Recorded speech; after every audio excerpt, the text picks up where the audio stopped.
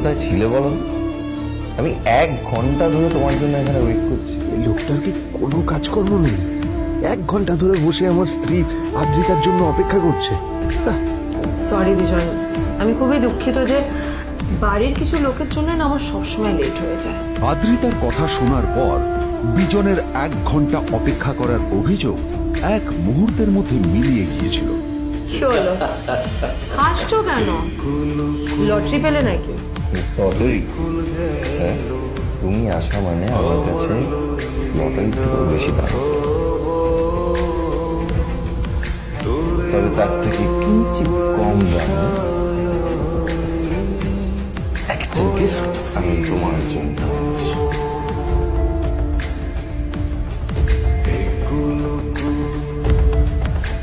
This is a rare diamond necklace. এটা আমার জন্য? সত্যি? এই শহরে এটা খুঁজে পাওয়া খুব বিরল। Just like you.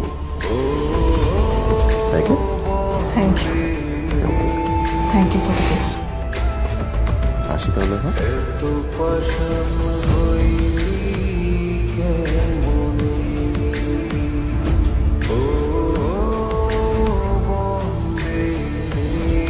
আদ্রিতা, আমি আজ পর্যন্ত তোমাকে কোনো রকম উপদেশ দিইনি, কিন্তু আজ আমি তোমাকে বলতে বাধ্য হচ্ছি।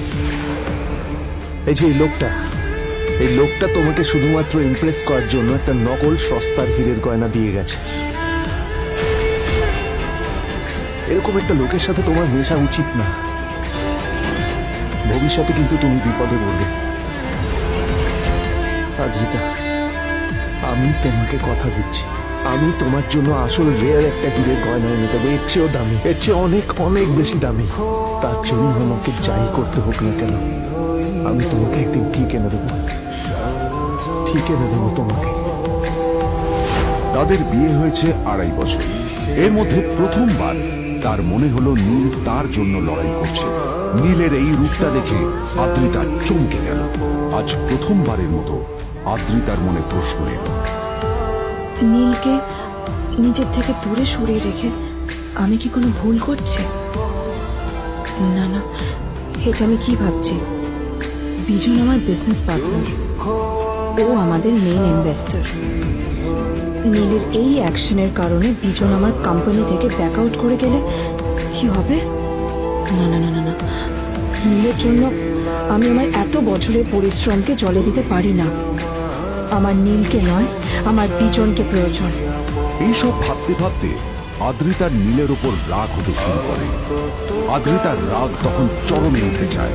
আজ প্রথমবার নীল আদ্রিতার সাথে খারাপ ব্যবহার করেছে। How dare you! তোমার এত বড় সাহস! হ্যাঁ, তোমাকে কে অধিকার দেয় বলো তো যে তুমি আমারই অফিসে দাঁড়িয়ে আমাকেই এতগুলো উল্টোপাল্টা কথা তুমি শোনালে? তোমাকে এখানে আনাই আমার ভুল হয়েছে, সবচেয়ে বড় ভুল হয়েছে। এবার চুপচাপ এখান থেকে বেরিয়ে যাও, right now. Get out! Neel আদ্রিতার এই কথার কোনো উত্তর দিল না। নীল জানতো যে ও যতই কথা বাড়াবে আদ্রিতা ততই বেশি রেগে যাবে। আদ্রিতা যেন তেন ভাবে নিজের রাগ চেপে ব্যাপারটা ওখানে শেষ করার চেষ্টা করল, কিন্তু ও তো জানতো না যে ব্যাপারটা তখন সবে শুরু হয়েছে। কি হলো, শুনতে পাচ্ছিস না? গালা নাকি?